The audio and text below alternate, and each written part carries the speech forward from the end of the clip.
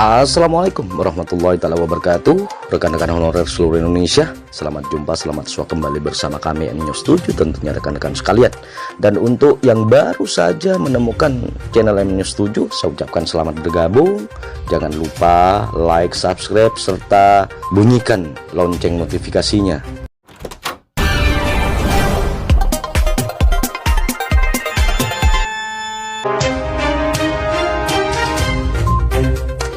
Baik rekan-rekan honorer seluruh Indonesia, baik honorer ke GTT dan PTT, sebagaimana yang disampaikan oleh Menpan RB dan DPR RI Komisi 2. Oleh karena itu terjawab sudah nasib rekan-rekan honorer seluruh Indonesia.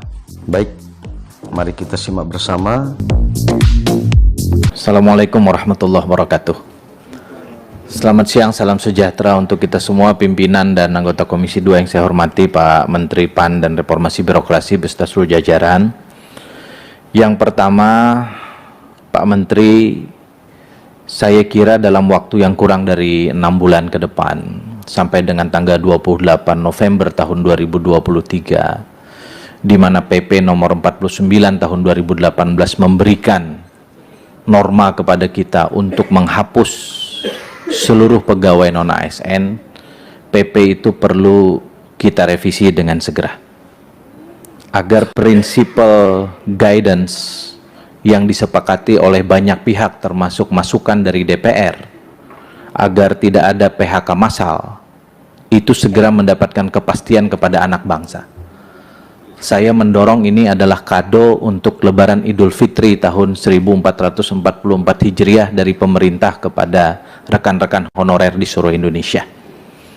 Seiring dengan itu, saya meminta agar intervensi digital yang sudah dilakukan oleh Mas Anas selama menjabat sebagai Menpan RB itu juga bisa diberlakukan, bukan hanya untuk mendata berapa jumlah tenaga honorer di seluruh Indonesia, tetapi juga untuk memastikan dasar hukum keberadaan para honorer itu harus tersentra di Kemenpan RB dan BKN. Jangan sampai day to day, setiap hari terlalu mudah para pejabat di Republik ini yang sebetulnya tidak memiliki alas yuridis untuk menjadikan seseorang honorer itu ngangkat honorer, yang akan menjadi beban terus-menerus siapapun menterinya dan siapapun yang duduk di Komisi 2 DPR RI ini dari periode ke periode. Saya menaruh empati yang sangat besar kepada Kementerian PAN RB karena kementerian ini diminta bertanggung jawab atas perbuatan yang tidak ia lakukan terkait dengan honorer di seluruh Indonesia. Dilakukan di seluruh pemerintah daerah, dilakukan di kementerian lembaga yang dalam banyak case itu dilakukan hanya atas dasar kemanusiaan dan kasihan.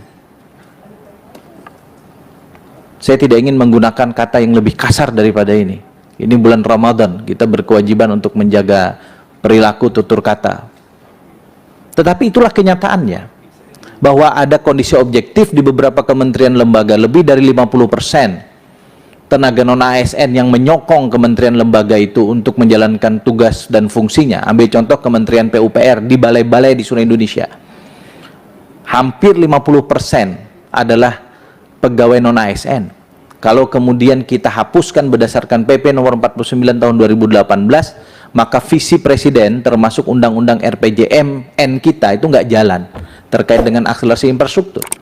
Tetapi di banyak tempat kita juga tahu ada sarjana yang tidak matching dipaksakan bekerja pada pos-pos tertentu yang pengangkatannya tidak didasarkan pada ketentuan peraturan perundang-undangan yang benar. Nah, untuk merapikan ini semua, saya kira intervensi digital bisa membantu.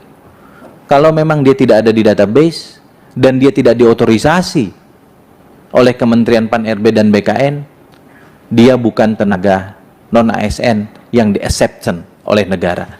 Karena kalau tidak, hari ini kita bicara 2,3 juta, besok hari akan menambah menjadi 2,5, lusa bisa menjadi 2,7, akhir tahun menjadi 3,5.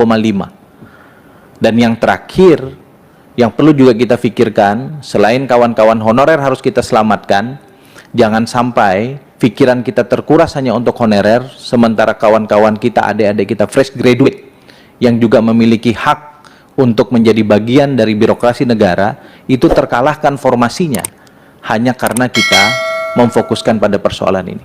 Karena itu 2,3 juta posturnya harus kita bedah secara sungguh-sungguh, dan saya mendorong tidak perlu takut kemudian untuk tidak populer mengangkat mereka, mohon maaf, tidak mengakseptan mereka yang memang tidak linear dengan kebutuhan birokrasi kita. Karena itu juga adalah hak bagi kawan-kawan yang lain di luar non-ASN untuk masuk dalam birokrasi kita, dan itu adalah tanggung jawab kita sebagai penyelenggara negara. Terima kasih. Billahi taufiq wal hidayah. Assalamualaikum warahmatullahi wabarakatuh. Waalaikumsalam.